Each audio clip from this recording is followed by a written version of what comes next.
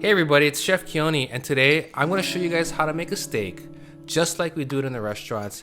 Super juicy, perfectly done, and just amazingly yummy.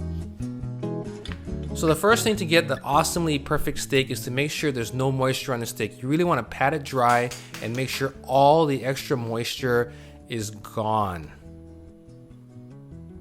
Next, we're going to season the steak, and in this I'm using alae salt, which is Hawaiian salt. And then I'm going to season it with some black pepper. Once I get that done, I'm going to flip it over and season the other side. One thing that's really important is make sure you get a really even seasoning on the entire piece of steak, because that's really what's going to make a big difference. If you under season, there's no flavor, but if you season it properly, it's like night and day. Next thing we're going to do is put it into the pan, and I'm using a cast iron skillet because I can get really even heat. I put just a little bit of canola oil into the pan, just kind of swirling it around, and now I'm going to place the steak in and make sure that I put the steak in and face it away from myself as it lays down, just so that it doesn't splatter. Now as you can see, the thing is smoking nicely, and that's what I'm looking for. It's going to sound really loud and sizzling, which is also a good indicator. I just want to make sure now, I'm checking it just to make sure that there's a good even layer of canola oil underneath the steak to help make sure that it browns. And then I'm going to get ready to put a little bit of butter into the pan. This is the best part, and we really want that butter in the pan to melt in there, and we're going to baste the steak. What's really going to give us this great flavor is basting it. You have milk solids in the steak, you have the butter flavor, and it's going to help with the browning, and it's also going to give you guys just a lot of flavor. Now that we got the butter going, I'm going to add some herbs. I'm putting thyme and rosemary in.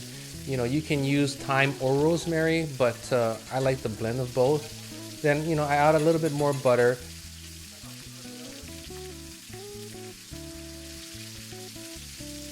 Once you get the herbs in, you're gonna let the steak just do its thing. I'm just trying to make sure that there's a good layer of fat under the steak to help give it a good crust. And then I'm gonna start basting it.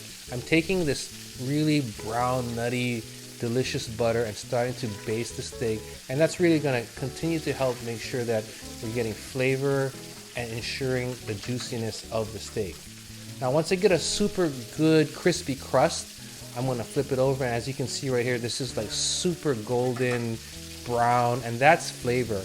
What we're taking is the proteins and the sugars in the steak and really letting them get crusty and golden, and that adds to the flavor.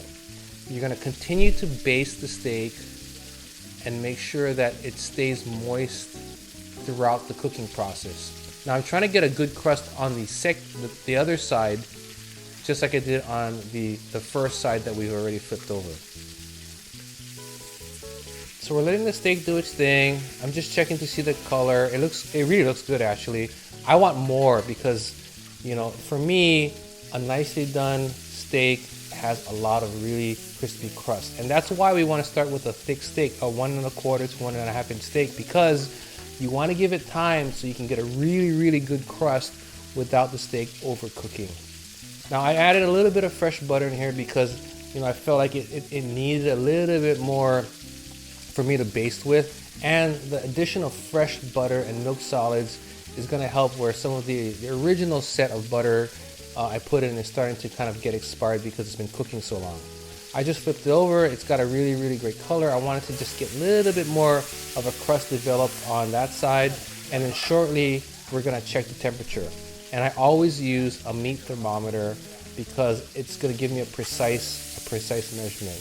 And for this steak, a medium rare steak, I'm looking for about 120 to 125.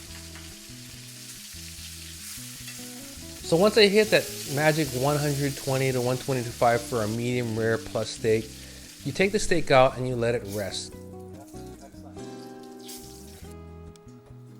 So this steak has rested for about 5 minutes so all the juices kind of come back, and now I'm getting ready to slice it. This is a T-bone, so I'm taking off of the strip loin first and that little piece of tenderloin that's coming off. And then we're gonna go ahead and slice it nicely for a beautiful restaurant presentation. Our steak is done now. You see how the nice crust that we have on here, This is a beautiful T-bone steak. We have a little bit of the fillet here. We've got the piece of the strip loin here that is nicely sliced here. We did it kind of like how restaurants do it. It's ready to be just eaten. But the nice thing about a thick steak is see how we're able to get a really good crust on there on both sides, but we have a beautiful, like a medium rare plus doneness. And I think that's the way I like my steaks. I also like to finish them with just a little bit of sea salt, which gives it a little bit of burst of texture and salt and mineral flavor. I'm gonna go for a taste here, and don't forget, for more recipes and videos like this, visit us at foodland.com.